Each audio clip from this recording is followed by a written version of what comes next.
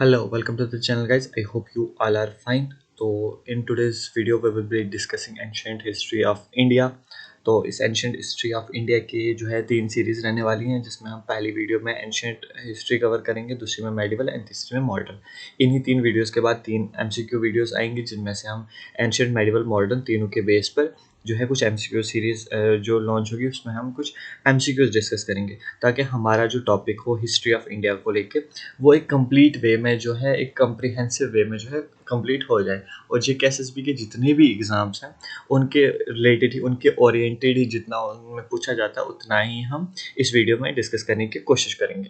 तो आइए चलो शुरू करते हैं फर्स्ट ऑफ ऑल इसी वीडियो को। तो अगर हम यहाँ पे बात करें सबसे पहले तो अगर आप चैनल पे नए हो तो चैनल को सब्सक्राइब कर दो। डिस्क्रिप्शन बॉक्स में आपको टेलीग्राम और हमारे एप्लीकेशन का जो है लिंक मिल जाएगा द एग्ज़ाम काउंसलर के नाम से। तो आप टेलीग्राम ज्वाइन कर लो तो मेक श्योर आपको ये वाली PDF वहाँ से मिल जाए। देन एप्लीकेशन डाउनलोड करने से आपको बहुत सारा स्टडी मटेरियल वहाँ मिल जाएगा। अगर आप चैनल पर नए हैं तो सब्सक्राइब करें, वीडियो पसंद आती है तो लाइक और शेयर ज़रूर करें, और डू कमेंट्स के पता चले कि आपके क्या थाट्स हैं और क्या सजेशंस हैं। बाकी अगर हम इस वीडियो के बारे में बात करें तो आज हम डिस्कस करने वाले कंप्लीट जो है एंशेंट हिस्ट्री। तो मैं जितना ही कम्प्रिहेंसिव है, जितना भी इजीएस्ट वे में ट्राई करूँगा, हो सकता है पॉसिबल होगा समझाने की, तो समझाऊंगा और बेसिक से समझाऊंगा, ज़ीरो टू हीरो बनाऊंगा। एंशेंट सब बच्चे मतलब ये शिकायत करते हैं कि ancient history is quite tough. देखो, कोई भी चीज़ टफ नहीं होती, उसको हम खुद टफ बना देते हैं। हमें थोड़ा सा उसको उसके पढ़ने का तरीका बदल देना होता है, थोड़ा सा इन्फॉर्मेशन गेन करने का तरीका बदलना होता है, तो हमारे लिए चीज़ें और ज़्यादा आसान और बेहतर हो जाती हैं। तो उसी के साथ इसी उम्मीद के साथ कि आज का लेक्चर हमें बहुत अच्छे से समझ आएगा और एंशिएंट हिस्ट्री जो है JKSSB के एग्ज़ाम के पॉइंट ऑफ व्यू से हम कवर कर लें। तो इसी के रिलेटेड हम ज़ीरो से स्टार्ट करते हैं। तो लेट्स बिगिन। तो फर्स्ट ऑफ ऑल जो है, मैंने आपको ट्राई किया है कि आपको एक बेसिक सी चीज़ समझाऊँ, बहुत बेसिक सी। हिस्ट्री में जाने से पहले लेट्स मतलब हम सबसे पहले ये जान लेते हैं कि हिस्ट्री होती क्या है, हम किसको हिस्ट्री बोलते हैं। देखो, हिस्ट्री के लिए सबसे पहले मैंने आपको 2 टर्म्स दी हैं। उस टर्म्स पे आने से पहले हम लोग सबसे पहले एक चीज़ करेंगे, वो ये है कि ये AD और BC क्या होता है। आपने देखा होगा वहाँ पे आपने देखा होगा वहाँ पे, मतलब मोस्टली बुक्स में जब आप हिस्ट्री की बुक्स पढ़ोगे तो कहीं पे लिखा होगा 1000 BC आपको टर्म्स मिलेगी, और कहीं पे 1000 AD आपको मिलेगा। तो कुल मिला के क्या हुआ कि ये जो टाइम लाइन है ये ऐसे स्टार्ट हुई है। आपने pH लेवल सुना होगा, आप साइंस में अगर बच्चे साइंस लेवल के हों, या टेम्परेचर आपने देखो, हम बोलते हैं कि 10 डिग्री टेम्परेचर है या 0 डिग्री टेम्परेचर है। अगर उससे ज़्यादा ठंड हो जाती है हम बोलते हैं -1, -2, -3, -4, -10, -20, ऐसे हम लेके जाते हैं। तो अगर 0 से पीछे कोई चीज़ जा रही है तो उसका मतलब कहीं पे भी जब भी नंबर्स आएंगे ना हमारे उसमें, जब भी नंबर्स आएंगे और उस वो नंबर किसी इवेंट के रिलेटेड हो, तो उस 0 से भी पीछे हो सकता है। जैसे कि आप में से बहुत से बच्चों की डेट ऑफ बर्थ 2000 है, ठीक है। 2024 में आप लोग क्या हो, 2024 में आप 20 ईयर्स के हो। तो फिर उसके बाद अगर हम 24 साल पीछे चले जाएं तो 0 आएगा। अब उसको पीछे भी हम डिनोट करेंगे, क्योंकि दुनिया सिर्फ आपसे ही तो नहीं चल रही ना, उससे पीछे भी चलती आ रही है। तो यहाँ पे जो है, यहाँ पे 0 को हम लेते हैं बर्थ ऑफ जीसस क्राइस्ट, ठीक है। बर्थ ऑफ जीसस क्राइस्ट हम 0 से लेते हैं। उसके बाद जितने भी इवेंट्स हुए उनको हमने काउंटिंग से स्टार्ट कर दिया, हर साल को एक काउंटिंग दी, जैसे 1 2 3 4 5 6, और उसके साथ सिंपली लगा दिए AD, क्योंकि साल तो उनके पैदा होने से पहले भी चलते आ रहे, तो दुनिया तो उसके पैदा होने से पहले भी थी, तो उसको हम कैसे डिनोट करते। तो हमने एग्जैक्टली एक मिड पॉइंट ढूंढा है। जैसे आज 2024 है, ठीक है, क्या है 2024 है, कभी 2000 भी रहा होगा, आज से 24 साल पहले 2000 होगा, अब 2000 रहा है तो 1000 भी रहा होगा। Look, I am trying to, मतलब it as simplest as possible मैं आपको समझाने की कोशिश करूंगा, ठीक है। 2024 है आज, 24 साल पहले 2000 रहा है पीछे। अब 2000 रहा है तो इसका मतलब 1000 भी तो रहा होगा, उससे 10,000 साल पहले 1000 रहा है तो इसका मतलब 100 भी रहा है। मतलब किसी साल ऐसा रहा होगा, जैसे आज 2 अप्रैल है, ठीक है, किसी दिन 2 अप्रैल, आज 2024 है, वहाँ पे 2 अप्रैल और 100 रहा होगा, क्योंकि आज 2024 साल हो गए हैं, गुजर गए हैं, कब, जब जीसस क्राइस्ट पैदा हुए हैं। तो किसी दिन 100 साल रहे होंगे उनके पैदा हुए को, 50 रहे होंगे, 40 रहे होंगे, 30 रहे होंगे। तो एक वक्त आएगा जहाँ 0 होगा, जैसे 2 अप्रैल और आगे ईयर क्या है 0, क्योंकि इसी साल ही कैलेंडर स्टार्ट हुआ। अब अगर हम पीछे की बात करें BC की, तो -100 रहा होगा, कि मतलब जीसस क्राइस्ट से 100 साल पहले की बात कर रहे हैं। फिर उसके बाद -1000 की बात कर रहे हैं, अच्छा -2000 की बात करें, अब इधर मैंने 2024 लिया, -2024 भी हो सकता है कि हाँ भाई हम अगर जीसस क्राइस्ट से और ज़्यादा पीछे चले जाएं, 2024 साल पीछे चले जाएं, तो उस टाइम पे क्या हो रहा था वो वाली चीज़ें। अब मान के चलो हम पढ़ते हैं इंडस वैली सिविलाइजेशन। क्या पढ़ते हैं? Indus valley civilization. तो कुछ यहाँ से इंडस वैली सिविलाइजेशन स्टार्ट होती है और यहाँ पे आके ख़त्म हो जाती है। ये उसका टाइम पीरियड है। हम इस टाइम पीरियड में जी रहे हैं, 2024 में जी रहे हैं। तो देखो हम कितना पीछे हैं उससे। ये है इंडस वैली सिविलाइजेशन का टाइम पीरियड क्या है? 2250 बीसी टू लेकर 1750 बीसी। देखो ये वापस आ रहा है, आपने देखो ये पॉजिटिव्स में जा रहा है। 100, 1000, 2000, आगे 3000 आएगा, फिर 4000 आएगा, फिर 5000। देखो 2024 है ना, 1024 रहा होगा, फिर 2024, फिर 3024, फिर 4024। लेकिन अगर हम पीछे जाएं तो पहले 100 आया, फिर उसके बाद 1000, फिर उसके बाद 2000, ये माइनस में चला गया। ठीक है, तो आपको इस चीज़ का अच्छे से ध्यान रखना है। बीसी बोलते हैं, बीसी की फुल फॉर्म होती है बिफोर क्राइस्ट, यानी कि क्राइस्ट के पैदा होने से पहले। और एडी का मतलब होता है एनो डोमिनो। एनो डोमिनो क्या है? ये एक लैटिन वर्ड है। ठीक है, लैटिन वर्ड में क्या होता है कि in the year of our lord, in the year, this year is dedicated to our lord. Lord कहते हैं, समझो लॉर्ड किसको कहते हैं। तो यहाँ पे जीसस की बात हो रही है। ठीक है, जीसस क्राइस्ट की बात हो रही है। In the year of our lord, यानी कि इसका मतलब है लैटिन में in the year of our, किसका साल? जीसस का साल। और dating system use by Georgian. ठीक है, ये वो वाला कैलेंडर है। To mark the time before and after the estimated birth of Jesus Christ. तो मतलब ये एक एस्टिमेटेड है कि हाँ भाई जीसस क्राइस्ट का जो बर्थ है उसको एस्टिमेट करने के लिए और अपनी डेट्स वगैरह का यूज़ करने के लिए, कैलेंडर का यूज़ करने के लिए इसको हमने यूज़ किया। ठीक है, तो यहाँ से आपको मैंने सबसे पहले तो ये डेटिंग वाला कंफ्यूजन होता है, डेट कैसे होती है, पीछे कहाँ जाते हैं, आगे कहाँ जाते हैं, और ये वाली चीज़ें माइनस में क्यों चलती रहती हैं, तो वो मैंने आपको बता दिया। चलो, अब आपने ये टेबल हमेशा माइंड में रखना है। यहाँ पे 0, बीसी और एडी। ठीक है, बिफोर क्राइस्ट और आर्नो डोमिनो। चलो, अब हम चलते हैं यहाँ पे। जब हम हिस्ट्री स्टार्ट करते हैं ना, हिस्ट्री और भी चीज़ें जैसे पैलियोलिथिक, स्टोन एज, फलानी एज, ये वाली एज, ऊपर वाली एज, छोटी, भूल जाओ वाली सारी चीज़ें। ठीक है, हम स्टार्ट करेंगे आईबीसी से, क्योंकि जितना भी ये रहा है इसका जीके एसएसबी का ट्रेंड, हमें उतना पीछे जाने की ज़रूरत नहीं है कि हम पैलियोलिथिक और स्टोन एज वगैरह के बारे में पढ़ें। वो सब चीज़ें नहीं पढ़नी पड़ती। मोस्टली अगर क्वेश्चन बनेगा भी तो अगर ये जीके एसएसबी जाएगा तो इंडस वैली सिविलाइजेशन तक ही जाता है। तो हम इंडस वैली सिविलाइजेशन, यानी कि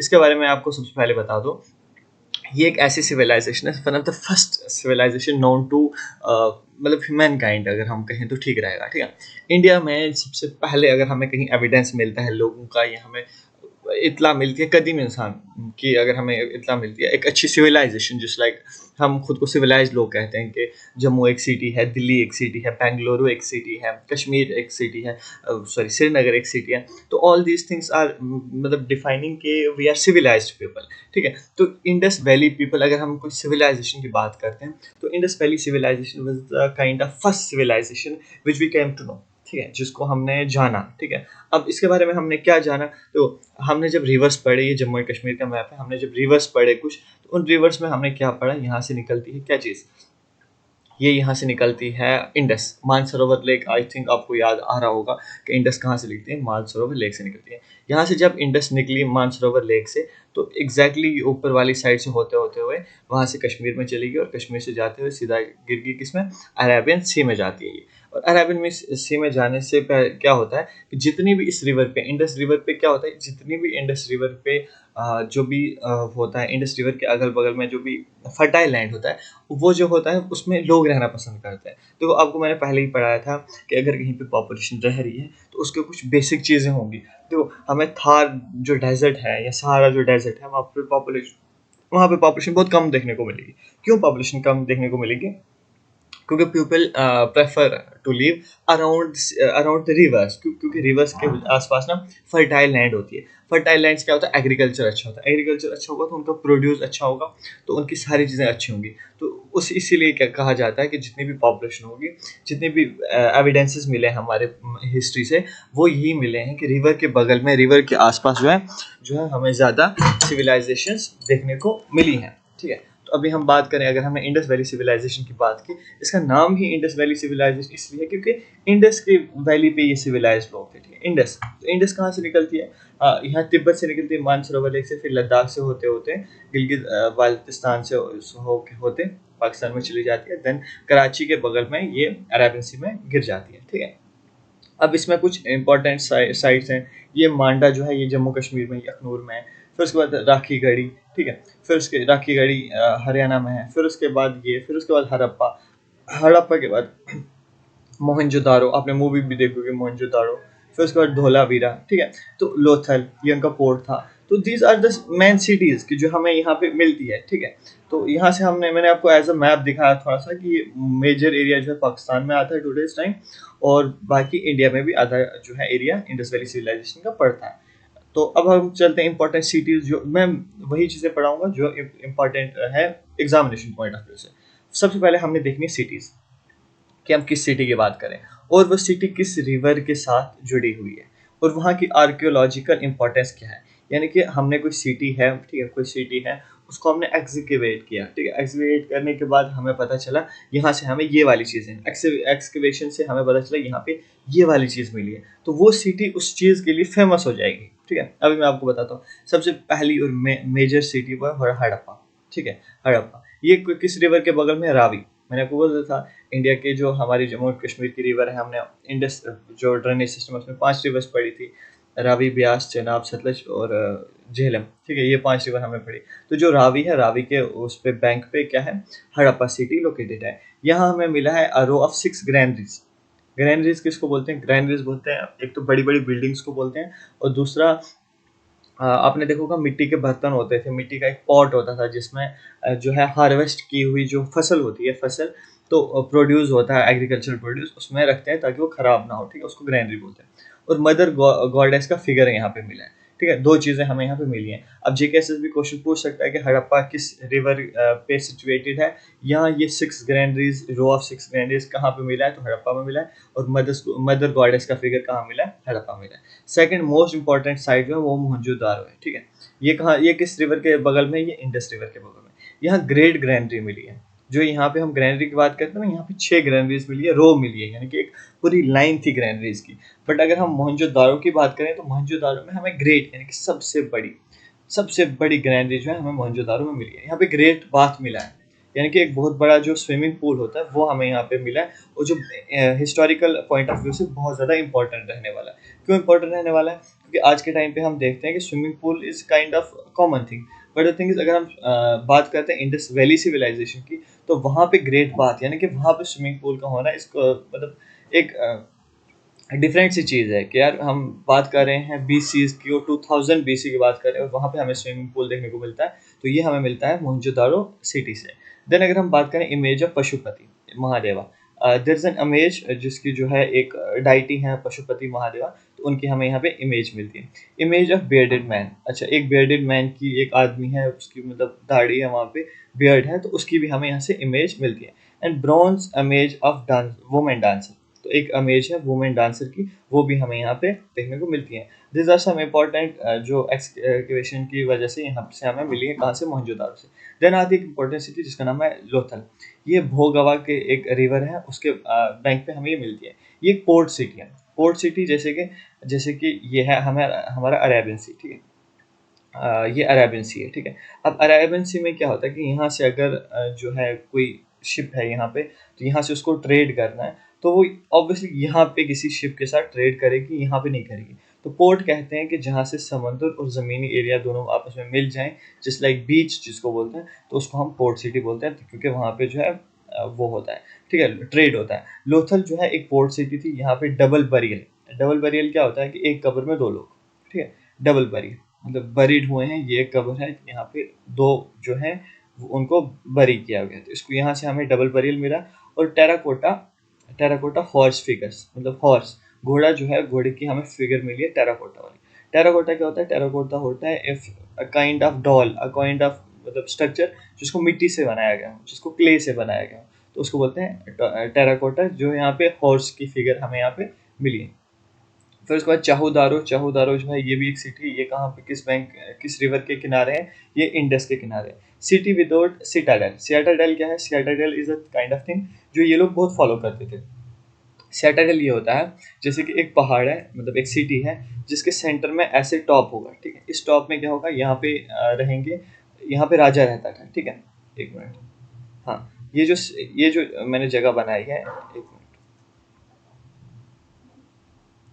ये एक सियाटाडेल है, यहाँ पे रहेगा राजा, यहाँ पे रहेगी आम पब्लिक, और यहाँ पे भी रहेगी आम पब्लिक। तो आपने देखा है कि ये जो वाला लैंड है, ये वाली जो जगह है, ये थोड़ी एलिवेटेड है। एक एलिवेटेड में बहुत इंपॉर्टेंट जितने भी मिनिस्टर्स ऑफ इंपॉर्टेंट हो गए उस टाइम के, वो इस एलिवेटेड लैंड पे रहते थे। वो नीचे नहीं रहते थे, वो ऊपर रहते थे।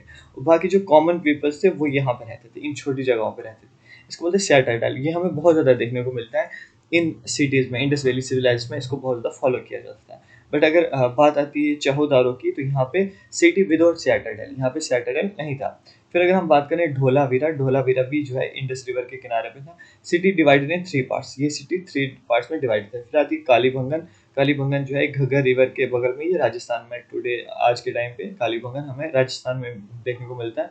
तो यहाँ पे हमें प्लॉग के साइन मिलते हैं, यानी कि जो हल चलाना होता है तो उसके साइन मिलते हैं। और यहाँ पे हमें पता चलता है कि एग्रीकल्चर यहाँ पे बहुत ज़्यादा हुआ है। फिर मैं एक चीज़ यहाँ पे मेंशन कर दूँ बहुत ज़्यादा इंपॉर्टेंट, जो ऋग्वेदा है, ऋग्वेदास में हमें कुछ इंपॉर्टेंट चीज़ें मिली हैं। कौन सी चीज़ें मिली हैं? यहाँ पे हमें मिले रिवर्स के नाम। और रिवर्स के नाम जेकेएसएसबी बहुत ज़्यादा पूछता है, बहुत ज़्यादा हमारे एग्जाम्स में ये चीज़ें पूछी जाती हैं कि ऋग्वेदा में कौन कौन से रिवर का क्या नाम है। जस्ट लाइक आज के टाइम पे हम इंडस, झेलम, चेनाब, ब्यास, रावी, सतलज, गोमती, खोरम, घाघर, ये कुछ रिवर्स हैं जिनको हम बहुत ज़्यादा पढ़ते हैं। बट द थिंग इज, अगर जेकेएसएसबी का एक ट्रेंड रहा है, वो ऋग्वेदा में जितने भी इन रिवर्स के नाम मेंशन हैं तो वो ज़रूर पूछता है। तो if you are a person जिसको पहली बार एग्जाम देने जा रहे हैं जेकेएसएसबी के, तो यू शुड हैव मतलब ऑल दीज नेम्स, आपको ये सारे नाम्स पता होने चाहिए, क्योंकि जेकेएसएसबी छोटे से एग्जाम से लेकर बड़े से बड़े एग्जाम में ये वाले नाम पूछता है। ठीक है। इंदस को सबसे पहले सिंधु से मेंशन किया गया है ऋग्वेदा में, जो कि बहुत पुराने टेक्स्ट है। ठीक है। झेलम को वितास्ता कहा गया। ठीक है, वितास्ता कहा गया संस्कृत में। तो अब उसके बाद झेलम को वितास्ता के साथ हाइडस्पेस भी कहा गया। हाइडस्पेस किसने कहा? बोला ग्रीक्स ने बोला, ग्रीक्स। फिर उसके बाद चेनाब को आस्किनी बोलते हैं, चेनाब को आस्किनी बोला गया है पुराने टाइम पे। रावी को पुरुषनी बोलते हैं, पुरुषनी। और ब्यास को विपासा बोलते हैं। आपके सारे नाम याद पता होने चाहिए, ठीक है, ऐसे भी पूछेगा, ये बहुत इंपॉर्टेंट है। फिर उसके बाद सतलुज को सतुद्री बोलते हैं, सतुद्री। और गोमती को बोलते हैं गोमाल। और फिर उसके बाद कुरम को बोलते हैं, कुरम को कुरुमु बोलते हैं। और घग्गर को द्रस्तवती बोलते हैं, ये इसको। तो आपने ये जो खास कर जो जम्मू कश्मीर के इंडस, झेलम, चनाब, रावी, ब्यास और सतलुज, ये पांचों के पांचों नाम जो है आपको, ये जो है हमारे ऋग्वेदास में मेंशन है, आपको ये पांचों के पांचों नाम आपको पता होने चाहिए। बहुत इंपॉर्टेंट स्लाइड है ये, आपको बहुत ही इंपॉर्टेंटली पता होने चाहिए। फिर क्या हुआ वहाँ पे? फिर यहाँ पे दो जो है, यहाँ पे एक रिलीजन्स आए, दो इंपॉर्टेंट रिलीजन्स हमें देखने को मिलते हैं जो इंपॉर्टेंट रहे हैं हमारे हिस्ट्री में, एंशिएंट हिस्ट्री में बहुत इंपॉर्टेंट। एक तो बुद्धिज्म रहा है, दूसरा जैनिज्म रहा है। अब अगर हम बुद्धिज्म की बात करें, तो बुद्धिज्म में है बुद्धिज्म के फाउंडर है गौतम बुद्धा। ठीक है, ये फाउंडर है बुद्धिज्म के। ठीक है, इनकी date of birth 563 BC, 483 BC में ये पैदा हुए। तो उनके जो लाइफ के इंपॉर्टेंट इवेंट्स हैं, ये सिंबल्स पूछा हुआ है।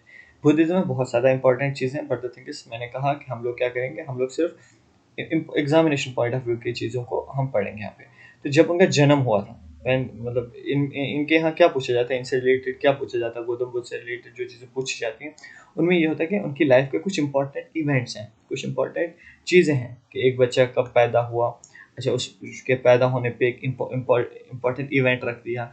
अच्छा, फिर जब उसने कोई चीज़ अचीव की तो इम्पोर्टेंट रख दिया। अच्छा, शादी हुई तो इम्पोर्टेंट इवेंट है। देन कहीं ट्रैवल किया तो इम्पोर्टेंट इवेंट है। तो दीज आर द थिंग्स। जन्म, जन्म कहते हैं कि बर्थ का एक इवेंट है। अच्छा, महाअभिनिष्कर्मा इम्पॉर्टेंट है, जब वो घर छोड़ के चले गए थे उसके लिए, निर्वाणा के लिए, एनलाइटमेंट के लिए, के ट्रुथ की तलाश में निकल गए थे। निर्वाणा, जब उन्हें वो ट्रुथ मिल गया या जब उन्हें एनलाइटमेंट हासिल हुई। धर्म चक्र परिवर्तन, जब उन्होंने लोगों को इसके बारे में बताना किया, लेसन स्टार्ट किया। फिर महापरिनिर्वाणा, जब उनकी डेथ हो गई। ठीक है, ये कुछ 5 इवेंट्स हैं, इनके रिलेटेड हम पूछेंगे। जब वो पैदा हुए लुम्बिनी में। ठीक है, लुम्बिनी एक जगह है, मॉडर्न टाइम बिहार और नेपाल के बॉर्डर में है, और ये लुम्बिनी जो है ये नेपाल में है। तो जन्म हुआ उनका लुम्बिनी में। और यहाँ पे हमने इसको जो सिंबल डिनोट किया वो है लोटस और बुल। अगर क्वेश्चन आता है कि लोटस या बुल जो है किस इवेंट को सिग्निफिकेंस है, किस इवेंट का सिग्निफिकेंस है, तो वो गौतम बुद्ध के जन्म के रिलेटेड है। ठीक है। अच्छा, महाअभिनिष्कर्मा, तो ये है हॉर्स के रिलेटेड, यानी कि जब वो घर से भागे थे, घर से निकले थे एनलाइनमेंट की तलाश में, फैमिली वगैरह सब कुछ छोड़ के, तो वो एक हॉर्स पे निकले थे, घोड़े पे निकले थे, तो इसलिए उसका सिंबल हॉर्स हो गया। निर्वाणा उनको बोधगया में मिला, बोधगया आज के टाइम पे बिहार में, वो बोधि ट्री के नीचे मिला, ठीक है। बोधि ट्री के नीचे, इनको ट्री के नीचे बैठे थे तो वहाँ उनको अलाइनमेंट हासिल हुई, इसलिए बोधि ट्री को ही इसका सिंबल बना दिया गया। फिर आते धर्म चक्र परिवर्तन, ये इन्होंने लेसन दिया जब इनको अलाइनमेंट मिल गई, जब इनको जो है द रियल ट्रुथ जो है इनको जब हासिल हुआ, तो इन्होंने सरनाथ एक जगह है, तो वहाँ पे इन्होंने क्या कर दिया, वहाँ इन्होंने प्रीच करना यानी कि लेसन देना स्टार्ट किया लोगों को। पहला लेसन उन्होंने सरनाथ में दिया, जिसका जो वो है लोगो है, सिंबल है, वो है व्हील, व्हील कहते हैं टायर काइंड ऑफ थिंग। फिर उसके बाद महापरिनिर्वाणा, सर्कल के रिलेटेड सर, महापरिनिर्वाणा जब जहाँ के जब इनकी डेथ होगी, वो इनकी डेथ हुई कुशीनगर में, कुशीनगर इसको बोलते हैं। और यहाँ पे इनका जो है स्तूपा, ये जो स्तूपा आप देख रहे हो ऊपर, तो यही जो है ये एक सिंबल है इनकी डेथ का, इनके मतलब दुनिया छोड़ने का। अब अगर हम इनकी बुद्धिज्म में कुछ की टर्म्स हैं, कुछ चीज़ें हैं जो हमें पता होनी चाहिए। कर्मा, कर्मा जो है ये हम सबको पता ही कि कर्मा यहाँ पे मतलब हर की रिलीजन में मोस्टली यूज़ होता है कि गुड डीड्स बैड डीड्स कि आप जो करोगे तो वैसा आपको फल मिलेगा, ठीक है। फिर मेरिट, मेरिट का मतलब होता है कि आपने कितने अच्छे काम किए, कितने बुरे काम किए। वो कहते हैं ना कि मतलब आपका सारा कुछ देखा जाएगा, अच्छा बुरा सब देखा जाएगा, तो मेरिट वही है। फिर उसका एनलाइटमेंट, एनलाइटमेंट है कि अवेकनिंग, मतलब आपको ट्रू इन्फॉर्मेशन मतलब ट्रू नॉलेज मिले कि दुनिया क्यों है, क्या चीज़ है, एनलाइटमेंट कहते हैं उसको। द रियल मतलब ट्रुथ की बात हो रही है यहाँ पे। फिर होता है धर्मा, धर्मा मीन्स आप टीचिंग, ओरिजिनल टीचिंग्स जो भी हैं बुद्धिज्म की, उसकी बात हो रही है। निर्वाणा, निर्वाणा ये कहते हैं कि इट इज़ अ साइकिल, मतलब जिंदगी जो है एक साइकिल है, आप पैदा होते हो मरते हो, पैदा होते हो मरते हो, पैदा होते हो मरते हो, पैदा होते हो मरते हो। तो गौतम बुद्धा कहते हैं कि ये जो पैदा होना और मरना, एक पैदा होना मरना इज नॉट अ ब्लेसिंग, ये कोई ब्लेसिंग नहीं है, ये एक टॉर्चर है, ये काइंड ऑफ तुम एक साइकिल में फंस चुके हो, और इस साइकिल से तुम्हें निजात दिलानी है, इस साइकिल से तुम्हें छुटकारा दिलाना है खुद को, इस साइकिल से तुम्हें बचना है। तो तुम्हें क्या करना है, तुम्हें कुछ चीज़ें फॉलो करनी है, तुम्हें अच्छे पाथ काम करना है, तुम्हें अच्छी पाथ पे, अच्छे रास्ते पे आना है, ताकि तुम्हारा ये जो साइकिल है ये खत्म हो और तुम्हें निर्वाणा वो हो, तुम्हें मोक्ष प्रताप वो मिले। मोक्ष का मतलब तुम इस साइकिल से आज़ाद हो जाओ, ठीक है। फिर उसमें rebirth, a person a person new existence after death determined by the Karma in the previous year, यानी कि जब वो रीबर्थ होता है, जब उसका दोबारा जन्म होता है, तो उसमें जो उसको हासिल होती हैं चीज़ें, वो पिछले जन्म के अकॉर्डिंगली होती हैं, यानी कि पिछले जन्म में उसने जो काम किए होंगे, उसका जो भी नतीजा होगा, जो भी फल होगा, वो उसको इस जन्म में एज अ बर्थ, जो रीबर्थ है वो उसको मिलेगा, ठीक है। This is kind of a philosophy of Buddhism. अब बुद्धिज्म के रिलेटेड हम कुछ फैक्ट करते हैं, फैक्ट्स की बात करते हैं। There is no god in Buddhism, मतलब बुद्धिज्म में कोई गॉड नहीं है, मतलब जैसे कोई होता है ना कि ये एंटिटी है, ये सबसे बड़ी है, बुद्धिज्म में ऐसा कुछ नहीं है। The ultimate goal of Buddhism is reaching nirvana, as I have already told you कि अल्टीमेट गोल मतलब इनका फाइनल गोल क्या रहता है, क्या गोल रहता है कि हमें निर्वाणा लेना है। निर्वाणा इन द सेंस कि हमें वो जो लाइफ साइकिल है, जो लाइफ साइकिल में हम फंसे हुए हैं कि बर्थ हो रहा है, डेथ हो रही है, बर्थ हो रहा है, डेथ हो रही है, बर्थ हो रहा है, डेथ हो रही है, हमें उससे अल्टीमेट गोल है कि हमें उससे निजात लेनी है, हमें उससे छुटकारा पाना है, ठीक है। The path of achieving nirvana is following the middle way, अगर हमें इस जो पाथ है निर्वाणा की, इसको इसको इसको खत्म करना है, तो हमें एक रास्ता अपनाना होगा जिसको बोलते हैं मध्य मार्ग, MADHY, मध्य। आपने सुना होगा मध्य प्रदेश, मध्य प्रदेश को मध्य इसलिए बोलते हैं कि इंडिया का सेंटर है, मध्य हिंदी वर्ड है, इसका मतलब होता है सेंटर, टू बी सेंटर। तो मध्य वे यानी कि मिडल, ना आपने एक्सट्रीम मतलब उसमें पॉवर्टी में चले जाना, ना एक्सट्रीम रिच में चले जाना, आपने मिडल वे में रहना है कि ज़्यादा गुनाह भी नहीं करते और ज़्यादा इधर भी नहीं चले जाना। अच्छा, मैं नहीं बोल रहा कि थोड़े गुनाह भी कर लो। 360 million people follow the teachings of Buddha, 360 million लोग जो हैं इस टाइम पे बुद्धा को फॉलो कर रहे हैं। Buddhism is not a unified religion, Buddhism is not a unified religion, ये एक रिलीजन नहीं है कि आप बुद्धिज्म हो और बाकी और कुछ नहीं। Buddhism is a kind of philosophy, it is kind of a teaching जो हर कोई फॉलो कर सकता है। अब मैं सबको बोलूँ कि तुमने अच्छे काम करना है, तुम्हें मिड पाथ जो है फॉलो करना है, तो सब बोलेंगे हाँ भाई वो तो कर रहे हैं, इसका मतलब ये नहीं है कि तुम उस रिलीजन में चले गए। तो Buddhism is a kind of philosophy जो हर किसी को फॉलो करनी चाहिए। The Bodhi tree is the main sacred object of Buddhism, Bodhi tree is the main secret. Secret बोलते हैं कि मतलब एक रिलीजियस जो इवेंट अगर हम बुद्धिज्म का देखा जाए तो बोधि ट्री है। क्यों? क्योंकि Bodhi tree is the only place जहाँ पे इनको जो है निर्वाणा मिला था, जहाँ इनको द ट्रू अनलाइनमेंट मिली थी। ठीक है, तो इसलिए बोधि ट्री को इंपॉर्टेंस मिली है बुद्धिज्म इसमें। Buddha is the title meaning awakening one. Buddha को एक टाइटल मिला। अब जेएसएस भी क्वेश्चन पूछ सकता है द अवेकनिंग वन किसको बोला गया है, तो बुद्धा को बोला गया। अवेकनिंग वन के अवेकन होता है जागना। ठीक है, तो अवेकन वन यानी कि पूरी एंटायर इस वर्ल्ड में, पूरे एंटायर यूनिवर्स में if there is anyone who is awoken, who is awake, तो वो है बुद्धा। ठीक है, इसलिए उसको उनको क्या कहा जाता है कि अवेकन वन, यानी कि उनकी आंखें खुल चुकी है, उनको ट्रू नॉलेज मिल चुकी है इस दुनिया की। द फेमस फिलोसफर फलाना फलाना was a strict critic of Buddhism. ये जो बंदा है कोई है, अगर इसका नाम पढ़ के मैं इसका नाम खराब नहीं करना चाहता, तो ये जो पर्सन है कि स्ट्रिक्ट क्रिटिक है, ये मतलब एक स्ट्रिक्ट क्रिटिसाइज करते हैं बुद्धिज्म को। The 10 precepts are rules use in Buddhist school. तो 10 precepts हैं, कुछ रूल्स हैं जो है बुद्धिस्ट स्कूल के। Buddhism is popular among many of the top celebrities. कुछ टॉप के सेलिब्रिटीज हैं जहाँ पे बुद्धिज्म जो है उनमें इंपॉर्टेंट है, एक वो मैन रिलीजन है। There are four main pilgrimage sites and eight great places in Buddhism. The life of Buddha has been depicted to dozens of movies. ठीक है, there is no single holy book of Buddhism. Buddhism की कोई single हॉली book नहीं है। अच्छा, Siddharth Gautam is not the only Buddha. अच्छा, सिद्धार्थ जो गौतम बुद्ध है, he is not only Buddha, मतलब वो सिर्फ इकलौते बुद्धा नहीं है। The earliest Buddhist monasteries date back to the 3rd century, which is the four noble truths related to nirvana. अगर आपको निर्वाणा चाहिए तो उसके लिए आपके 4 नोबल ट्रुथ्स हैं। Karma is not just a Buddhist concept, मतलब कर्मा सिर्फ बुद्धिस्ट कंसेप्ट नहीं, as I have already told you, ये हर रिलीजन और हर रिलीजन की फिलॉसफी में ये मेंशन है कि आप जो करोगे वैसा आपको फल मिलेगा। तो फिर उसके बाद concept of trinity is also present in Buddha. Buddhic teaching were first written in 450 years after his death. Buddha की जो पहली टीचिंग्स हैं तो वो उनकी जो डेथ है उनके 450 साल बाद लिखी गई थी। तो इसलिए इन्होंने यहाँ पे मेंशन किया है कि बुद्धा की कोई ऑफिशियल टीचिंग्स नहीं है, कोई ऐसी बुक नहीं है। It is not known exactly when Siddhartha Gautama was born. Exactly it is not known. ठीक है, 563 बीसी तो हम कहते हैं, but it is not exactly known कि वेयर ही वाज बोर्न। ठीक है, अभी कुछ 8 फोल्ड पाथ हैं जिनको जो है, इनके जो 4 नोबल ट्रुथ्स हैं वो कहते हैं कि दुनिया में जो है दुख है बहुत ज़्यादा। दुख की वजह डिज़ायर्स हैं। इन डिज़ायर को आप ख़त्म कर सकते हो, उसके लिए आपको 8 फोल्ड पाथ जो है वो आपको अपनी ज़िंदगी में इम्प्लीमेंट करने पड़ेंगे। ठीक है, ये होगी 4 नोबल ट्रुथ। अब वंस अगेन हम रिपीट करेंगे। दुनिया में बहुत ज़्यादा दुख है, हो गया 1। इस दुख को आप मिटा सकते हो गया 2।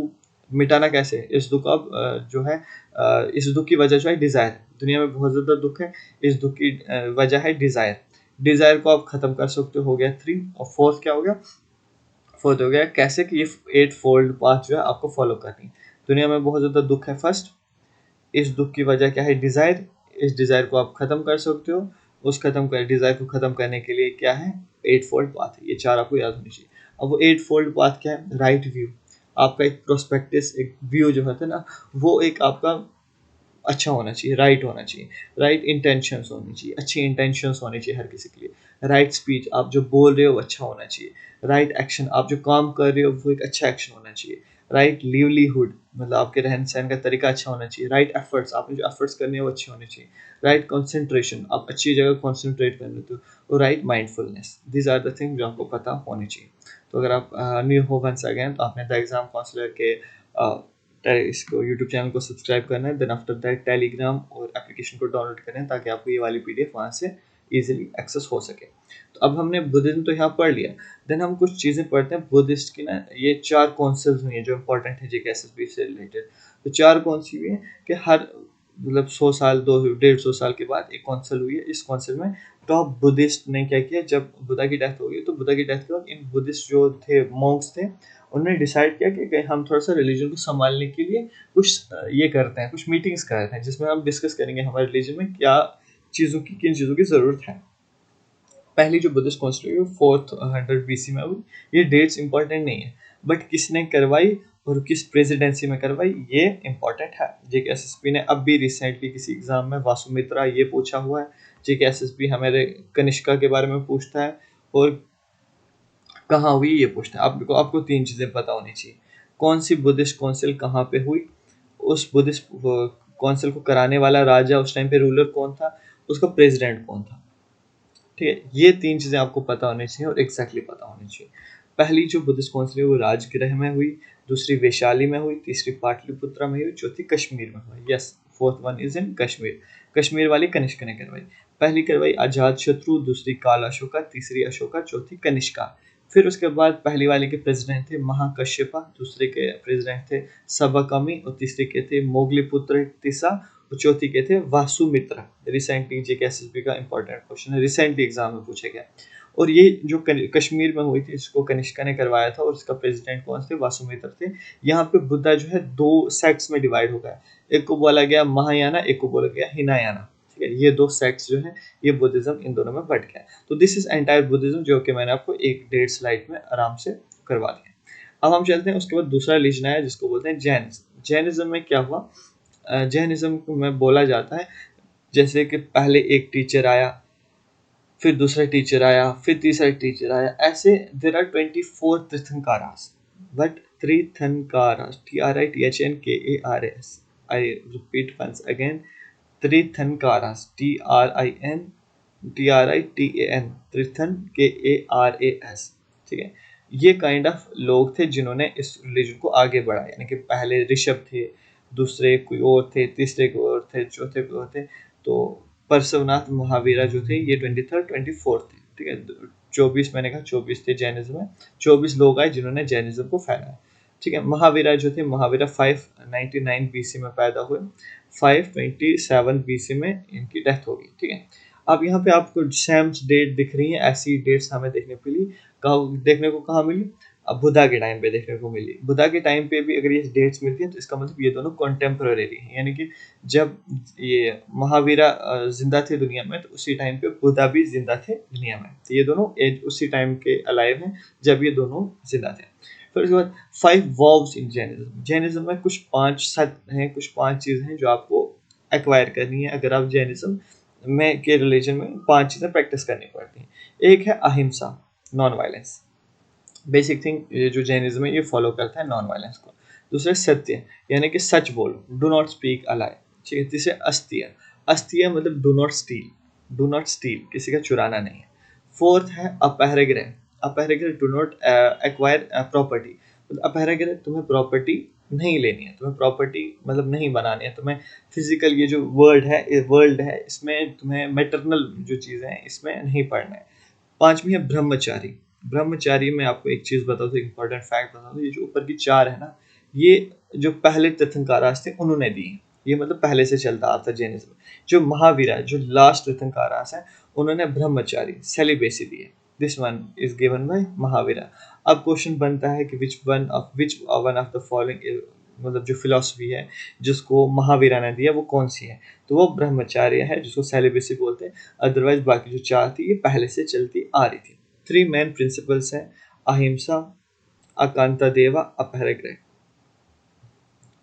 ठीक है, ये इनकी जो है ahimsa, as I have already told you, ahimsa का मतलब नॉन वायलेंस, अनेकता देवा, अपहरग्रह यानी कि ब्रह्मचारी। ठीक है, डू नॉट एक्वायर प्रॉपर्टी, ये 3 इनके सच है।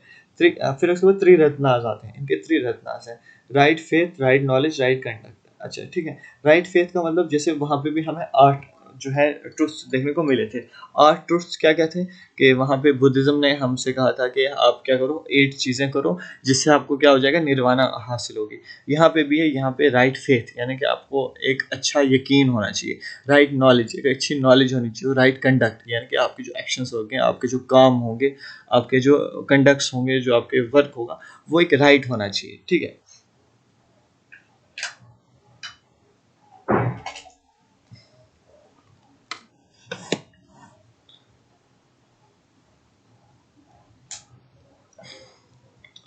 यस। तो अब अगर हमारा ये जैनिज्म का कंप्लीट हो जाता है, देन अब आते हैं हम वैदिक लिटरेचर में। क्वाइट ऑफ मुझे वेदास पहले पढ़ाने चाहिए थे क्योंकि वेदास पहले आए हैं, बाद में ये आया, बट आई थिंक उनको ऊपर पढ़ा देना सही था ताकि अब हम आगे इन चीज़ों को अच्छे से करें। तो वेदास 4 हैं हमारे पास, ऋग्वेद, सामवेद, यजुर्वेद, अथर्ववेद। ठीक है, वेदास 4 हैं। ठीक है, अब जो लोग पहली बार पढ़ रहे हैं तो उनको थोड़ा सा काइंड ऑफ ऑकवर्ड लगेंगी ये सारी चीज़ें, but I think it is a history of India, तो आपको अच्छे से पढ़नी पड़ेंगी और अच्छी चीज़ें हैं जो आपको अंडरस्टैंड करना होना चाहिए, इसके बारे में अंडरस्टैंडिंग आपकी होनी चाहिए। तो ऋग्वेद, सामवेद, यजुर्वेद और Atharvaveda, this are the 4 Vedas, ठीक है। अभी रिसेंटली 2019 के एग्जाम में, कांस्टेबल के एग्जाम में पूछा गया था कि how many Vedas are there, ठीक है। देयर आर 4 वेदास, ठीक है। अब यहाँ पे 4 वेदास कौन कौन से, Rigveda, Samaveda, Yajurveda, Atharvaveda. Examination point of view से आपको क्या पता होना चाहिए, ये संस्कृत में लिखे गए थे, ठीक है, संस्कृत में लिखे गए थे। कलेक्शन ऑफ हाइमन्स है, कलेक्शन ऑफ हाइमन्स है। ओल्डेस्ट ऑफ ऑल वेदास, ये जो 4 वेदास हैं इन सब में ओल्डेस्ट कौन है, ऋग्वेद है। इट कंटेन्स फेमस गायत्री मंत्र, एक गायत्री मंत्र है जो बहुत फेमस है, जो 3rd मंडल, जैसे चैप्टर होता है ना, हर चीज बुक के एक चैप्टर होते हैं, इसमें 10 मंडल्स हैं। कितने मंडल्स हैं, 10 मंडल्स हैं, उनको चैप्टर कहा जाता है। ऋग्वेद में 10 वो है चैप्टर्स हैं जिनको हम मंडल्स कहते हैं, और 3rd चैप्टर में गायत्री मंत्र है। Samaveda rhythmic compilation of हाइमन्स of Rigveda, book of chants उसको बोलते हैं। जो ऋग्वेदा में चीजें लिखी गई ना हाइमन्स, उनको रिदम, रिदम यानी कि समझ लो पोएट्रिक वे में जो है वो सामवेदा में कंपाइल किया गया है। फिर आता है Yajurveda, book of sacrificial praise, sacrificial praise, ritual of yajnas, जो भी यज्ञ होते हैं, जो यजनास काइंड ऑफ जो भी सेक्रीफाइस होते हैं, एक काइंड ऑफ प्रैक्टिस है जिससे आप जो है सेक्रीफाइस करते हो चीज़ों को, तो in the name of God. तो ये जो यजुर्वेदा है ताकि वो आपको ब्लेस करे, ठीक है। आप यहाँ से कुछ देते हो तभी वहाँ से वो मिलेगा, तो हम इसको सेक्रीफाइशियल प्रेस बोलते हैं। यजुर्वेद जो है, यजुर्वेद में हमें जो है सेक्रीफाइसेस के बारे में हमें चीज़ें मिलती हैं, ठीक है, यजनास के बारे में हमें मिलता है। फिर अथर्ववेद मंत्राज ऑफ मैजिकल स्पेल, जो मैजिक के जादू के रिलेटेड चीज़ें वो हमें अथर्ववेद में मिलती हैं। अथर्ववेद के बाद आते हैं Upanishad, these are different kind of books. इनका लिटरली उपनिषद का लिटरल मीनिंग इज सत्र, सत्र का मतलब होता है to sit near the masters, मतलब ये मास्टर हैं और यहाँ पे उनके पाँव के नीचे बैठ के उस मास्टर के पास जो नॉलेज है, उसके पास जो इन्फॉर्मेशन, उसके पास जो इल्म है, जो नॉलेज है, वो आपको देगा, ठीक है, क्योंकि वो टीचर है। टीचर के पास, टीचर का काम है बच्चे को सिखाना। तो एक स्टूडेंट जो है वो near sitting near the feet of his masters, तो इसको हमने उपनिषद कहा गया है, ठीक है। In which guru offer band of knowledge to their disciples, जिसमें क्या होता है कि गुरु जो है वो अपनी नॉलेज अपने डिसिपल्स को देता है। अच्छा, फिर आपने देखा होगा सत्य में विजेते, ये बहुत ज़्यादा चलता है, शायद किसी मूवी के सॉन्ग में भी है। तो this is kind of important slogan in Indian जो है, इंडियन जो भी है हिस्ट्री में। तो ये लिया गया है मुंडा का उपनिषद, यानी कि उपनिषद की एक वो है चैप्टर है जिसको बोलते हैं मुंडा का उपनिषद, वहाँ से इस वर्ड को लिया गया है। सत्य में विजेते का क्या मतलब है कि देयर इज अ, मतलब एक जीत है किसमें, सत्य में, यानी कि सच में जो है जीत है। तो यहाँ तक तो हमने लिटरेचर पढ़ा सारी चीज़ों का, बुद्धिज्म, जैनिज्म, और हमने इंडस वैली सिविलाइजेशन पढ़ी, रिवर्स के नाम पढ़े, और ये सब हमने अंडरस्टैंड करने के बाद अब आते हैं हम इंपॉर्टेंट डायनेस्टीज़ पे। अब जो है लोग थोड़ा सा डायनेस्टीज़ की बात करेंगे, ठीक है। हमने और चीज़ें क्यों नहीं पढ़ी एंशिएंट हिस्ट्री में, बाकी चीज़ें तो इसलिए नहीं पढ़ी क्योंकि हिस्ट्री में और सारी चीज़ें, बहुत ज़्यादा चीज़ें आ जाती हैं, बट जीके एसएसबी के रिलेटेड जो इंपॉर्टेंट है मैं आपको वही पढ़ा रहा हूँ, ताकि ये जो 14 पेजेस की जो पीडीएफ, इसमें आपका क्लियरली सारी चीज़ें मेंशन हो जाए। सारी चीज़ें जो इंसान को एंशिएंट हिस्ट्री से डर लगता है, वो डर खत्म करना मुझे, ताकि आप लोग हिस्ट्री को अच्छे, इतना ना डरें, इतना खौफ ना पैदा करे ये हिस्ट्री, जो कि बिल्कुल भी डरावनी नहीं। चलो, अब हम इंपॉर्टेंट डायनेस्टीज़ की बात करते हैं। तो इंपॉर्टेंट डायनेस्टीज़ में सबसे पहली डायनेस्टी जो हमें मिलती है वो है हरियाणा का डायनेस्टी। हरियाणा का डायनेस्टी 544 बीसी से लेकर 412 बीसी तक है, ठीक है, ये इसका टाइम पीरियड है हरियाणा का डायनेस्टी में। इसमें बिंबिसार, अजातशत्रु, उदयन, बिंबिसार, अजातशत्रु, उदयन, ये 3 राजा इंपॉर्टेंट हैं, तो जिनको यहाँ पे मेंशन किया है। तो अजातशत्रु वाज द वन जिसने पहली क्या की थी, पहली बुद्धिस्ट जो काउंसिल हुई थी वो इसी के अंडर हुई थी। फिर दूसरी काउंसिल आती है शिशुंगा डायनेस्टी, पहले हरियाणा का, फिर शिशुंगा। ये आपने याद रखना है कि जेके एसएसबी इनका ऑर्डर, क्रोनोलॉजिकल ऑर्डर पूछ सकता है कि पहले कौन सी आई, दूसरी कौन सी आई, A B C D B C D G A, ऐसे पूछ सकता है, ठीक है। हरियाणा का डायनेस्टी, उसमें 3 राजा आ गए, शिशुंगा डायनेस्टी, फिर उसके बाद शिशुंगा एंड काल अशोका, ये मतलब शिशुंगा और काल अशोका डायनेस्टीज के बाद आती है नंदा डायनेस्टी। नंद डायनेस्टी के बाद आती है मौर्यन डायनेस्टी। ये कुछ डायनेस्टीज हैं, इनके बारे में मैं क्यों नहीं बता रहा, क्योंकि इतना इंपॉर्टेंट नहीं है। मौर्यन डायनेस्टी जो है वो एक इंपॉर्टेंट आ जाती है, क्यों, क्योंकि इसमें कुछ इंपॉर्टेंट किंग्स आ जाते हैं। सबसे पहले आती है चंद्रगुप्त मौर्य, ठीक है, ये बहुत इंपॉर्टेंट किंग थे 322 बीसी से लेकर 297 बीसी तक। इनके बाद आते हैं Bindusara. Bindusara was the father of king Ashoka. He was known to Greeks as Amitrochates. Bindusara जो थे अमित्रोचेट्स के नाम से जाने जाते हैं। जो ग्रीक्स थे ना, ग्रीक्स, इंडिया और ग्रीक्स का जो है, जब ये बीसी की बात हो रही है 200-300 बीसी, तो इसमें इंडिया और ग्रीक का एक ट्रेड होता था, यानी कि ग्रीक लोग इंडिया आते थे, इंडिया के लोग जो है ग्रीक जाते थे। अब यहाँ पे क्या हो रहा था बीच में कि इनके जो बीच में जब ट्रेड होने लगा तो वो लोग जो थे ना उनको हिंदी नहीं आती थी, हिंदी इन द सेंस उनको यहाँ की संस्कृत लैंग्वेज नहीं आती थी। ग्रीक एक ऐसी लैंग्वेज है कि वहाँ के लोग जो है ना ये वाले वर्ड्स नहीं बोल सकते जो वाले वर्ड्स हम बोलते हैं। तो इनकी वजह से क्या हो रहा था कि उनको ना नाम बोलने में डिफिकल्टीज हो रही थी, बिंदुसार उनसे बोला नहीं जा रहा था, इसलिए उन्होंने इसको अमित्रोचेट्स बोला। इसलिए ग्रीक्स ने क्या किया, इनको अमित्रोचेट्स बोला। क्यों बोला? क्योंकि उनकी जो लैंग्वेज है, आज भी आप देखोगे कि कश्मीरी लैंग्वेज में कुछ ऐसे वर्ड्स हैं जो हर कोई नहीं बोल पाता, प्रोनाउंस नहीं कर पाता। तो दीज आर द थिंग्स जो कि जो फोनेटिव्स होते हैं वो डिफरेंट होते हैं हर लैंग्वेज के। He was known as Amitrochates and he patronize Ajivika sect. Ajivika एक सेक्ट है बुद्धिज्म में, तो एक सेक्ट है, यानी कि एक फॉलोइंग का सेक्ट है उनका, फिलोसफिकल सेक्ट है, मतलब जो मानने वाला सेक्ट है, तो उसको कल्ट है, तो उसको फॉलो करते थे ये। आपने अमित और चेट्स याद रखना है, क्वेश्चन पूछेगा कि अमित और चेट्स किसको बोला जाता है, तो बिंदुसार को बोला जाता है। Then most important king of the Indian history वो है अशोका। 269 बी से लेकर 322 BC। He was known as Devapriya Priyadarshini, the beautiful one and was the beloved of god. जब ये अशोका किंग थे, ये क्या करते थे, उस टाइम पे ट्विटर वगैरह तो होता नहीं था, ना ही फेसबुक थी, ना ही व्हाट्सएप था, ना इंस्टाग्राम था, तो ये रीलें तो बनाते थे नहीं। एक अच्छे किंग थे, तो ये क्या करते थे कि एक पिलर लगा दिया, लोहे का एक पिलर बना दिया, उस पिलर पे क्या है, लोगों के लिए मैसेज लिख दिया। मैसेज लिखा कि एक पिलर बनाया, मतलब मान लो आज के टाइम पे मोदी जी क्या करें कि दिल्ली में एक पिलर लगा दिया, उस पर लिख दिया मैसेज। अच्छा, कश्मीर आए, वहाँ पे एक पिलर लगा दिया, उसमें मैसेज लिखा। अब वो लोग पढ़ेंगे मैसेज, उनको मैसेज मिलेगा कि हमारे किंग ने हमारे लिए क्या बोला। तो ये सेम वाली चीज़ उस टाइम में भी हुई थी।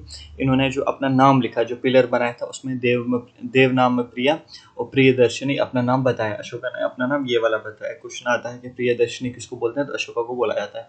प्रियदर्शनी और इसका देव नाम प्रिया का क्या मतलब है, द ब्यूटीफुल वन, यानी कि एक खूबसूरत, और उसके बाद बिलव्ड ऑफ गॉड, यानी कि गॉड का पसंदीदा शख्स। तो अशोका ने एक बहुत फेमस वॉर लड़ी, उसको बोलते हैं कलिंगा वॉर, जो 261 BC में लड़ी गई। Kalinga is in modern state Orissa. ठीक है, जी के SSB का जो सब इंस्पेक्टर का पहला क्वेश्चन, वो क्वेश्चन हुआ था, जो एग्ज़ाम हुआ था, पहला एग्ज़ाम जो क्रैश हो गया था, उसमें पूछा गया था Kalinga is in modern which state, मतलब कलिंगा जो है आज मॉडर्न टाइम पे किस स्टेट में है, तो वो उड़ीसा में है। Do remember the thing. और ये किसने ये वॉर लड़ी थी, अशोका ने लड़ी थी Kalinga war. Ashokan inscriptions were depicted by James Priesp. James Priesp is a person, ये बहुत इंपॉर्टेंट क्वेश्चन है, बहुत इंपॉर्टेंट, एक बार पढ़ लो, दोबारा पढ़ने की जरूरत। जेम्स प्रिस्प एक हिस्टोरियन है, अमेरिकन है, ठीक है। इन्होंने क्या किया, ही वॉज द पर्सन जिन्होंने, देखो अब 2000 साल पहले की हम बात करें तो वहाँ की लैंग्वेज होगी ना क्वाइट डिफिकल्ट होगी, क्वाइट डिफरेंट लैंग्वेज होगी। तो जो 2000 साल पहले की जो लैंग्वेज है वो आज के टाइम पे समझना मतलब इम्पॉसिबल सी चीज़ है, आप और मैं तो नहीं समझ सकते। तो जिन्होंने ये वाली लैंग्वेज अंडरस्टैंड की, जिन्होंने इस लैंग्वेज को डीकोड किया, वो थे जेम्स प्रिस्प। तो पूछता है कि हु डिक्रिप्टेड जो लैंग्वेज है जेम्स, अशोका की लैंग्वेज किसने डिक्रिप्ट की थी, वो थे जेम्स प्रिस्प। अशोका ने 40 साल तक रूल किया और 322 BC में डेथ हो गई इनकी। फिर उसके बाद कुछ लेटर मोरियंस आए, उनके बारे में हमें नहीं पढ़ना, एम ये अच्छा, ये आपने देखा होगा हमारा एम्बलम, एम्बलम में ये वाली चीज़ देखते हैं। तो ये वाला कहाँ से, ये इनके अशोका के, मैंने कहा ना पिलर्स बनाते थे, इनके जो स्टैचूज़ होते तो वहाँ से हमने लिया है इसको। ये मौर्यन डायनेस्टी है कि मॉडर्न डे इंडिया में यहाँ कंधार, अफगानिस्तान, पाकिस्तान पूरा, फिर उसके बाद यहाँ पे भी पूरा एरिया, इंडिया तो इनका पूरा इधर ही है, बांग्लादेश वगैरह, बस इस साउथ में कुछ डिफरेंट डायनेस्टीज रूल करी जिनको हम आगे पढ़ेंगे, ठीक है।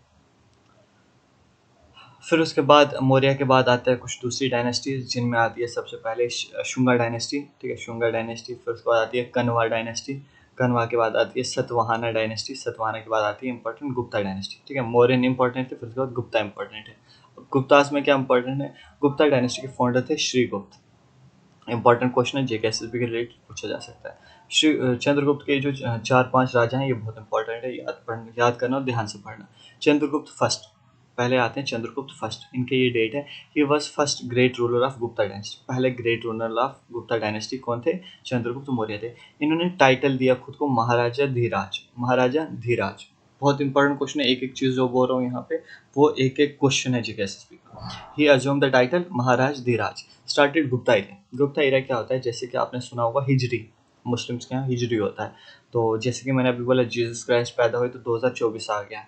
तो इसी तरीके से हमारे यहाँ हिजरी चल रहा है, 1400 कुछ हिजरी चल रहा है। क्यों चल रहा है?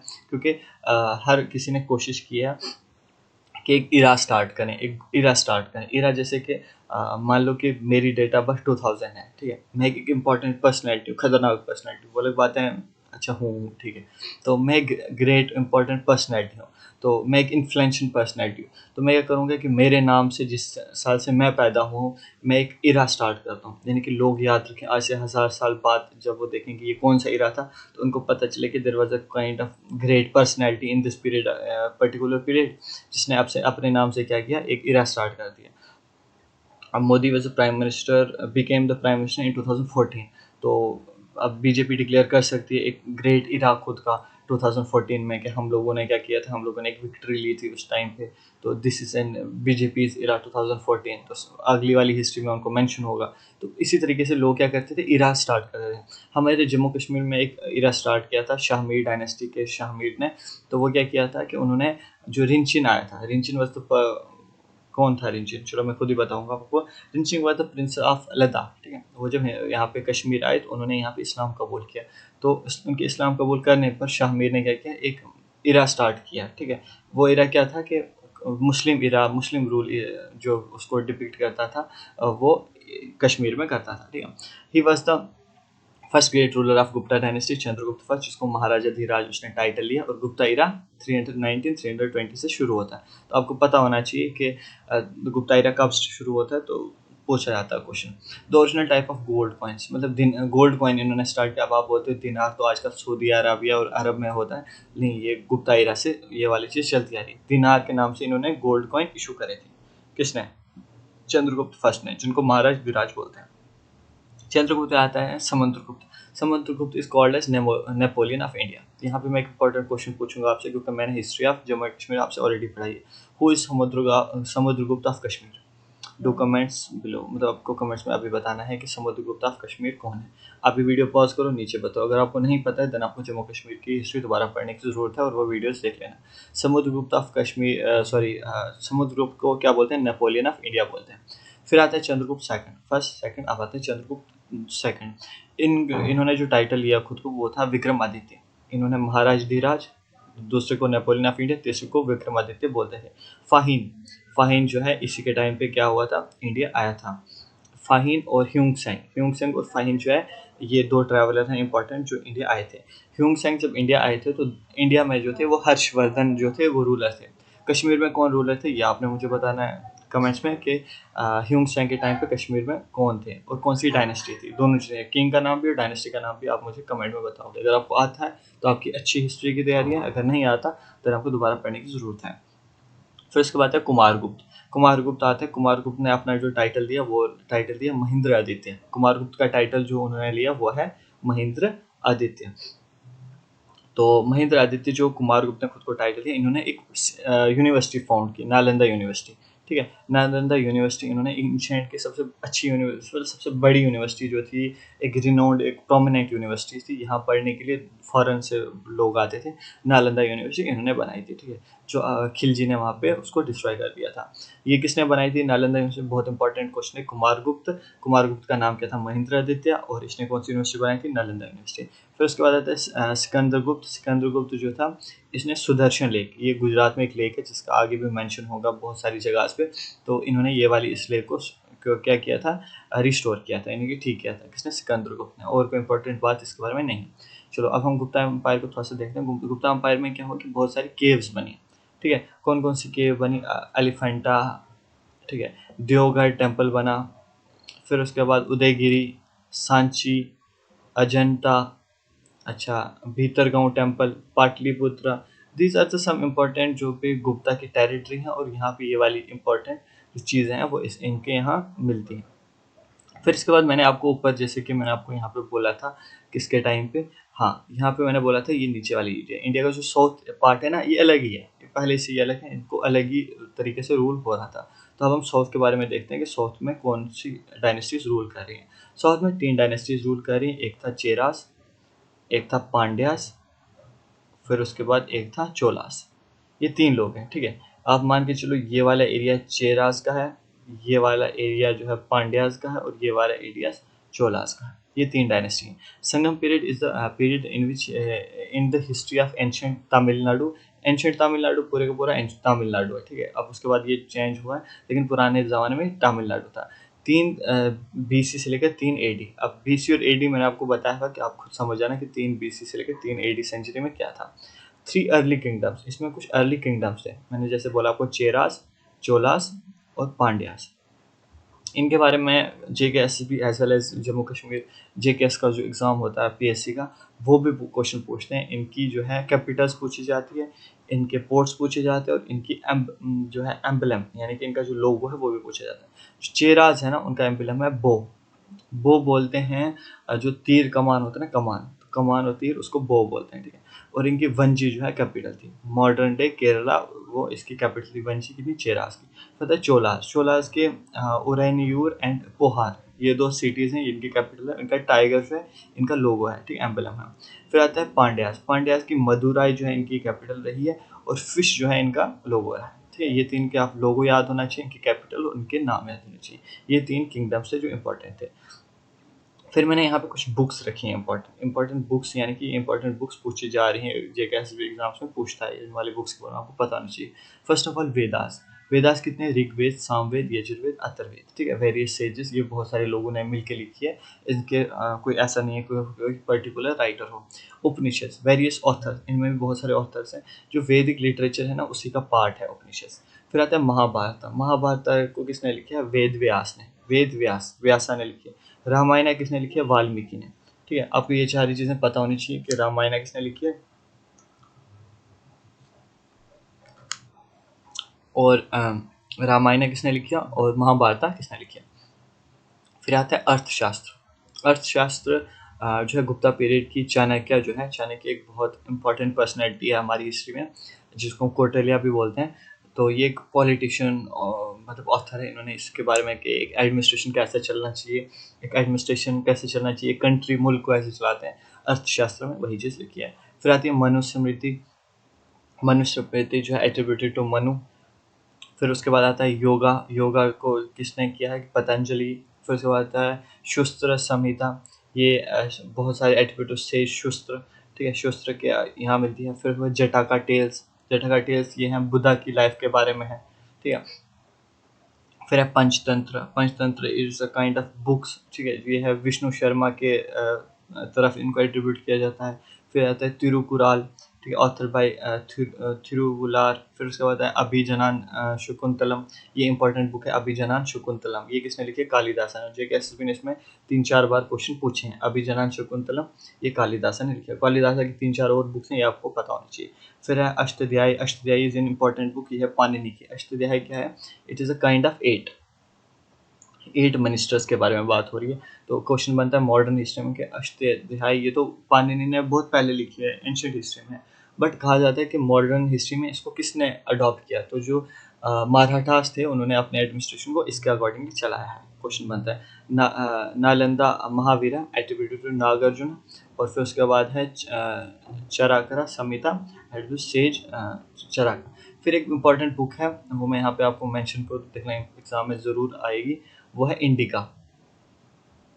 यार अब आप बोलोगे कि आजकल गाना फेमस हो रहा है वो वाला इंडिका, सिखाने वाला इंडिका नहीं, काइंड ऑफ इंडिका जो है मैग्नेथीज ने लिखी है। मैंने कहा था ग्रीक्स के साथ इंडिया वालों का जो लिंक था वो ग्रीक्स के साथ था, तो उसी के रिलेटेड एक बुक है इंडिका, जिसमें इंडिया की हमें हिस्ट्री देखने को मिलती है। तो वो किसने लिखी है, वो मैग्नेथीज ने लिखी है। मैग्नेथीज एक ग्रीक था जिसके बारे में हमें इंफॉर्मेशन मिलती है। तो मैग्नेथीज ने क्या लिखी, इंडिका लिखी है। तो once again this was the all about ancient history of India, तो जिसमें मैंने ट्राई किया कि जितनी भी इंपॉर्टेंट चीज़ें आपको JKSSB के रिलेटेड पूछी जा सकती हैं। तो आई होप कि आपका डर जो है इंग्लिश से वो मैंने एंशिएंट हिस्ट्री से ख़त्म किया। अगर आप चैनल पे नए हैं तो चैनल को सबसे पहले आप चैनल को क्या कह रहे हैं, इसको सब्सक्राइब करें। देन उसके बाद जो है टेलीग्राम और हमारा जो एप्लीकेशन है डिस्क्रिप्शन में लिंक मिल जाएगा, आप उसको डाउनलोड करें ताकि आपको ये PDF वहाँ से मिल जाए। तो अगर वीडियो पसंद आई है, लिटरली आपको लगा है कि क्योंकि नॉन स्टॉप रमज़ान अफ्तारी के टाइम के बाद ये बोलना it is kind of difficult task, तो उसके बाद जो है अगर आपको एफर्ट्स लगते हैं क्या एफर्ट था, तो लाइक करें और शेयर करें, आपको लगता है इस चीज़ से आपको फ़ायदा हुआ है। देन उसके बाद कमेंट्स में बताएं कि हाँ कोई और सजेशन हो तो वो भी। द एग्ज़ाम काउंसलर के नाम से टेलीग्राम भी है और एप्लीकेशन भी है, दोनों डाउनलोड करके अपने व्यूज़ दे सकते हैं। तो एक बार हम देख लेते हैं कि हमने आज क्या क्या पढ़ा और एंशिएंट हिस्ट्री में आपको पढ़ने की क्या ज़रूरत है। फिर अभी कल इसी के बेस पे हम एमसीक्यू सीरीज़ लाएंगे, देन मेडिवल, देन मॉडर्न। हम 3 लेक्चर्स में जो है कंप्लीट कर देंगे, ताकि आपकी हिस्ट्री के जो डर होगा वो आपको बिल्कुल ख़त्म कर देगा। तो अगर आपको किसी और चीज़ में अभी भी में डाउट है, मैं कह रहा हूँ कि कोई चीज़ मुश्किल नहीं होती, आप खुद उसको मुश्किल बनाते हो। आप मुझे बताओ आपको किस चीज़ की समझ नहीं है, दोबारा कमेंट करना, मैं कल की वीडियो में फिर से उसको एक्सप्लेन कर दूंगा। बट आप हिस्ट्री, मेडिवल और मॉडर्न तीनों, एंशियंट, मेडिवल, मॉडर्न से डर खत्म कर लो। It is not a big deal to study history, ठीक है, बहुत अच्छा सब्जेक्ट है। मैंने आपको सबसे पहले डेट्स सिखाई हैं कि डेट्स कैसे पता करते हैं। इंडस वैली सिविलाइजेशन हमने अच्छे से पढ़ी। अच्छा, इंपॉर्टेंट सिटीज़, रिवर्स और उनके आर्कियोलॉजिकल इंपॉर्टेंस वो हमने पढ़ा। रिवर्स आप मस्ट कर लो कि आपको पता होनी चाहिए। बुद्धिज़्म के बारे में मैंने आपको रिलीजन पूरे का पूरा पढ़ा दिया, इंपॉर्टेंट फैक्ट बताए उसके। फिर उसके बाद 4 बुद्धिस्ट काउंसिल वो मैंने आपको पढ़ाई। जैनिज़्म पूरे का पूरा मैंने पढ़ा दिया। वेदास मैंने आपको सारे पढ़ा दिए। इंपॉर्टेंट डायनेस्टीज़ हो सकती हैं वो भी मैंने आपको पढ़ाई। मैंने आपको चंद्रगुप्त, बिंदुसार, अशोका और ये सब पढ़ा दिया, ठीक है। फिर उसके बाद मौर्यन डायनेस्टी कंप्लीट होगी। फिर उसके बाद शुंगा, अच्छा, फिर उसके बाद कण्वा, सतवाहना, ये सारी डायनेस्टी।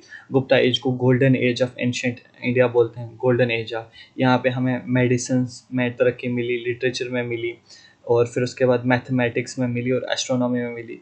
एस्ट्रोनॉमी में गुप्ता पीरियड में ही सोलर कैलेंडर का इजाद हुआ। अर्थ इज़ राउंड ये पता चला। अच्छा, महाभारत, रामायण और कालिदासा, ये 3 लिटरेचर के इम्पॉर्टेंट हैं। मेडिसिन में 1000 डिजीज़ को क्लासिफाइड किया गया। 500 हीलिंग प्लांट आइडेंटिफाई हुए कि जिन जिन पौधों से हीलिंग हो सकती है, ठीक हो सकते हैं। फिर उसके बाद प्लास्टिक सर्जरी के बारे में बात हुई। सी सेक्शंस परफॉर्म हुआ, ठीक है, इंस्टॉलेशंस हुई। अच्छा, मैथमेटिक्स में डेसिमल सिस्टम इंट्रोड्यूस हुआ, कंसेप्ट ऑफ जीरो जो आर्यभट्ट ने दिया था वो हुआ। अच्छा, पाई इज इक्वल टू 3/416, ये इसका इंट्रोडक्शन मतलब इनोवेंशन हुआ। तो दीज आर द थिंग्स जो गुप्ता पीरियड में, इसको गोल्डन एज बोलते हैं। फिर मैंने आपको गुप्ता पीरियड का मैप दिखा दिया कि कहाँ कहाँ रूल इन्होंने किया था। फिर संगम पीरियड बता दिया, किसका, चेरास, चोलास और पांड्यास का, कि साउथ में वो कैसे कैसे थे। फिर कुछ बुक्स को बताएं और एंड पे अपना ये वाली चीज़ बता दी। तो वंस अगेन अगर आपको एफर्ट्स लगे कि हाँ एफर्ट वर्थ इट थे, तो please like and subscribe the channel और डू शेयर योर कमेंट्स, ताकि पता चले कि क्या चीज़ें हो रही हैं। Thank you very much.